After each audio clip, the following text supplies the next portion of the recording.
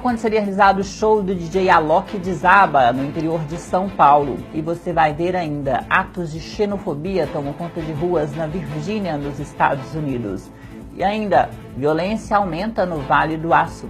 Os destaques regionais e a história do senhor Isaulino dos Santos Rocha, 47 vezes pai.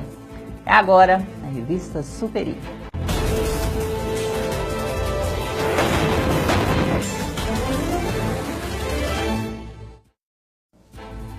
Olá, bem-vindos à revista Superi desta segunda-feira. Começamos com essas imagens do momento em que o palco onde seria realizado o show do DJ Alok desabou no interior de São Paulo, na cidade de Presidente Prudente.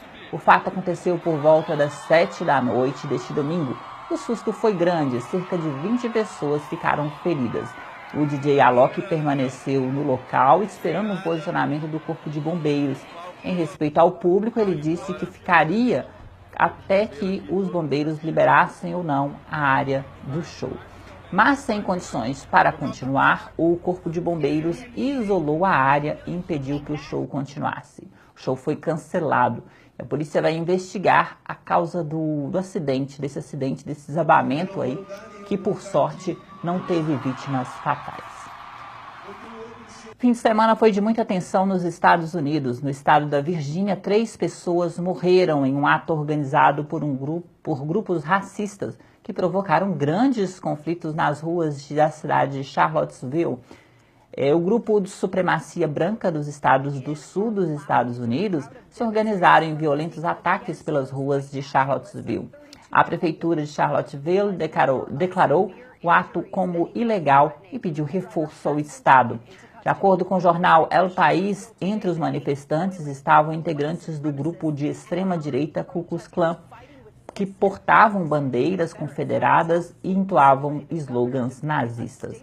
Eles também estavam armados com capacetes, escudos e até cacetetes. Diversas pessoas foram atropeladas. Um carro passou em alta velocidade, atingiu pedestres e atingiu também outros carros que bateram em pedestres. Entre as pessoas mortas, as 3 pessoas mortas, estavam uma manifestante e 2 policiais que sobrevoaram o ato de protesto. O helicóptero caiu e os 2 morreram. Os grupos neonazistas são comuns no interior dos Estados Unidos, mas há muito tempo não se via um conflito como este. Antes mesmo do pronunciamento oficial do presidente norte-americano, Donald Trump, sobre o caso, a primeira-dama Melania Trump surpreendeu e em um Twitter disse: nosso país promove a liberdade de expressão, mas nos comuniquemos sem ódio em nossos corações. Nada de bom vem da violência, disse a primeira-dama Melania Trump em um tweet na internet. Mais tarde o presidente se pronunciou e pediu aí calma, né, entre os manifestantes e disse que nada se resolve também com a violência. Já neste domingo, diversas cidades norte-americanas, como Boston, Oakland, Portland, entre outras, tiveram protestos pedindo paz e pelo fim dos conflitos étnicos. Outro conflito envolvendo os Estados Unidos é o que acontece na Venezuela. O presidente Donald Trump acendeu uma possibilidade de intervenção no país contra o governo de Nicolás Maduro. O Mercosul se pronunciou a respeito do caso e, apesar de ter excluído a Venezuela do grupo, ele se diz contrário à intervenção norte-americana na Venezuela. Já do outro lado do mundo, a ilha de Guam, que é base militar dos Estados Unidos, está sob forte tensão desde que a Coreia do Norte fez uma ameaça de lançar mísseis contra a ilha. O governo de Guam pediu que a população esteja preparada para o iminente ataque e disse pelas redes sociais que o país é tão protegido quanto outros países que poderiam ser alvos dos ataques da Coreia do Norte, como Coreia do Sul e Japão. O governo ainda disse que na iminência de um ataque, os alertas, as sirenes que geralmente são usadas para terremotos e tsunamis serão ligadas para alertar a população sobre os ataques. E que caso esses ataques aconteçam, a população deve se manter em alerta e passou algumas recomendações de segurança. Por exemplo, estocagem de alimentos e também proteção. Caso tenha um ataque químico, as pessoas deverão isolar as suas residências. Em 2013, a ilha de Guam também recebeu ameaças de lançamento de mísseis por parte da Coreia do Norte. Não é a primeira vez que isso acontece por lá, mas a ilha está em alerta máximo por questões dessa iminência desses ataques de mísseis por parte da Coreia do Norte. A Coreia do Norte está sofrendo algumas sanções comerciais, principalmente por parte da China, que é um dos principais aliados comerciais do país. Em São Paulo, aqui no Brasil, manifestantes desocuparam a Câmara Municipal da cidade. A saída dos cerca de 70 manifestantes ocorreu antes do prazo de 5 dias estabelecido pela Justiça, após uma liminar concedida pela 13ª Vara da Fazenda Pública do Tribunal de Justiça de São Paulo, na última quinta-feira. A negociação de desocupação aconteceu entre o presidente da Câmara de São Paulo, Milton Leite, do Partido Democratas, com o apoio dos partidos PSOL e também do PT.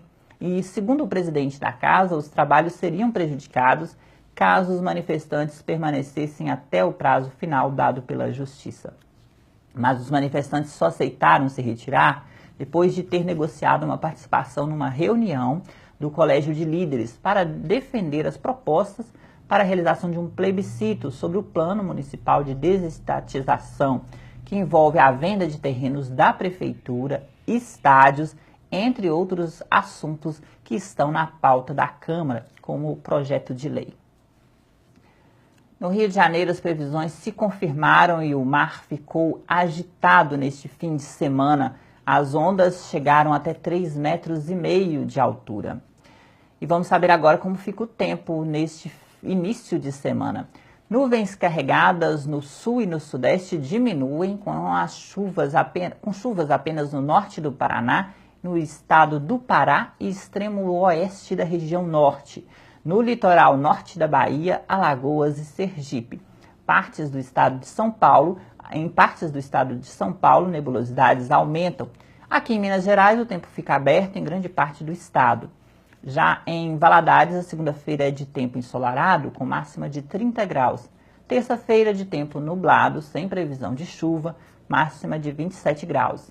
Na cidade de Galileia, a semana começa com tempo parcialmente nublado, que só deve abrir na quarta-feira. Máximas de 29 graus nesta segunda e máxima de 27 nesta terça-feira em Galileia.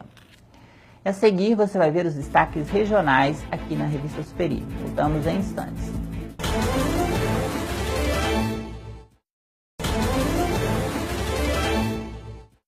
Estamos de volta com a Revista Superi e vamos aos destaques regionais. No Vale do Aço, a Secretaria Estadual de Saúde realizou na última sexta-feira uma reunião no auditório da CDL de Coronel Fabriciano. A reunião contou com a participação de 12 municípios da região, onde foram identificados o aumento de casos de chikungunya e que estão em alta e média transmissão no ano de 2017. O objetivo dessa reunião foi alinhar as ações que devem ser desenvolvidas por todos os municípios com apoio direto do Estado, para se estruturar um plano de ação na região e também estratégias de enfrentamento a arboviroses. A diretora da Atenção Básica do município de Santana do Paraíso, Elaine Vasconcelos, salientou a importância da reunião e da união entre estados e municípios. Ela disse que agora é fundamental. Essas informações são da Assessoria de Comunicação da Secretaria de Saúde do Estado de Minas Gerais. Ainda no Vale do Aço, o fim de semana foi violento com diversas ocorrências. Na cidade de Santana do Paraíso, um rapaz de 22 anos foi baleado na rua. Luiz Felipe da Silva foi morto e encontrado em um veículo roubado no local conhecido como Serra da Viúva, na noite de sexta-feira.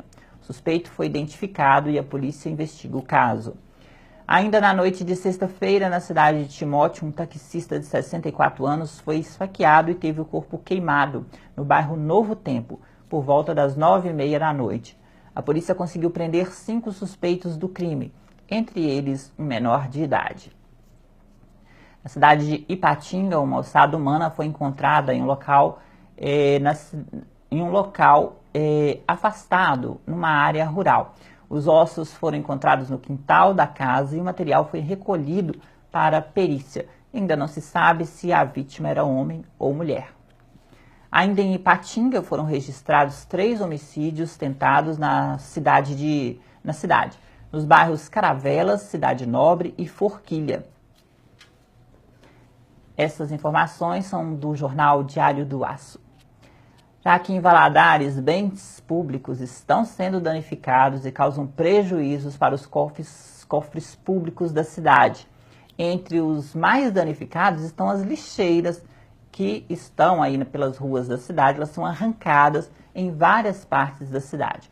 De acordo com o artigo 63 do Código Penal Brasileiro, danificar bens públicos é crime e o autor da prática fica sujeito a prisão e multa por danos ao patrimônio. Segundo a Prefeitura Municipal, no caso das lixeiras, o município não contabilizou ainda os prejuízos gerados pela prática, mas o custo médio de cada lixeira é de cerca de R$ 72.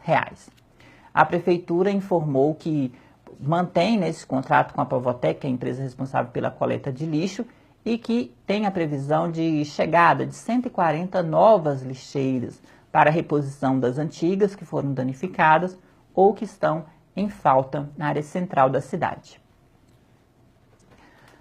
Hoje pela manhã, o jornal O Tempo divulgou uma notícia sobre o acidente ocorrido na BR-040 por volta das 6 da manhã de hoje, na região, na altura do Trevo de Moeda, região metropolitana de Belo Horizonte. O acidente provocou mais de 5 quilômetros de lentidão nos 2 sentidos da rodovia. Foram 2 carretas, uma delas estava carregada de minério e a outra com produto químico de alta periculosidade. Não houve vítimas do acidente, ninguém se feriu. 4 tambores do produto químico, derivados de tolueno, vazaram no local. O produto é usado na produção de espumas, adesivos e plásticos e pode causar irritação nos olhos. O local foi isolado e até a chegada do Corpo de Bombeiros. O trânsito ficou impedido na véspera do feriadão na região metropolitana de Belo Horizonte. Os motoristas devem ficar atentos.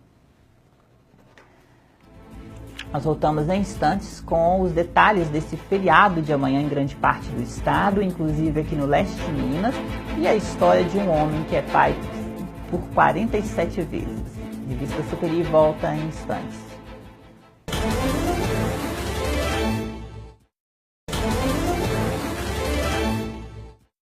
Estamos de volta com a Revista Superi. Amanhã é feriado em Belo Horizonte e em diversas outras cidades de Minas Gerais. É o dia de Assunção de Nossa Senhora, que foi estabelecido em Belo Horizonte pela Lei 1327, de 8 de fevereiro de 67. A data também é comemorada em outras cidades, como Divinolândia de Minas, Ipatinga e aqui no Vale do Aço, como Timóteo, Santana do Paraíso, Coronel Fabriciano, entre outras que decretaram aí feriado. Por isso, em algumas dessas cidades, hoje é ponto facultativo e algumas unidades de saúde, por exemplo, funcionam em regime de plantão. A agenda normal desses municípios só retornarão na quarta-feira. Lá no Triângulo Mineiro, a data é considerada feriado municipal pela tradição da Romaria de Nossa Senhora da Abadia, que acontece todos os anos na cidade de Uberlândia. A data já foi mudada anteriormente, mas não agradou os fiéis que mantiveram a tradição e comemoram a data aí no dia 15. Agora você vai conhecer a história do senhor Isaulino dos Santos Rocha. Ele tem 83 anos, é pai de 45 filhos biológicos e mais 2 adotivos. Ele mora em Belo Horizonte com parte da família. A história ganhou as páginas do jornal Super Notícia e do jornal O Tempo deste domingo, Dia dos Pais, na reportagem de Luciene Câmara. O senhor Isaulino conta que era caminhoneiro e teve alguns relacionamentos Brasil afora. Natural de Canavieiras, na Bahia, ele também é de família grande, cerca de 15 filhos. E nos 4 relacionamentos que teve, o senhor Isaulino teve 45 filhos e 2 que ele resolveu adotar, mas que não são filhos biológicos dele. Os filhos de senhor Isaulino estão espalhados por 5 estados brasileiros e 7 já morreram, mas ele afirma lembrar de todos e saber o nome de cada um deles. Nos últimos dias, seu Isaulino passou mal e foi encaminhado para o hospital. Recebeu alta aí para passar o Dia dos Pais com os filhos. Além de pai, senhor Isaulino ajudou a realizar o parto de quase todos os filhos. Segundo ele, apenas 2 nasceram no hospital. Nas fotos do repórter cinematográfico Moisés Silva, o Sr. Isaulino mostra algumas das recordações dos filhos em fotografias. O Sr. Isaulino sonha em aparecer em um programa de TV e mudar de cidade. Ele quer morar no Espírito Santo, quer ter uma casa na praia. Bom, pelo menos a história do Sr. Isaulino já foi retratada no jornal, na matéria da repórter Luciene Câmara e do fotógrafo Moisés Silva, e aqui na revista Superi. Nessa intenção de homenagear os pais, sejam eles biológicos ou de coração, a revista Superi vai ficando por aqui. Desejamos um ótimo dia para você e até a nossa próxima edição.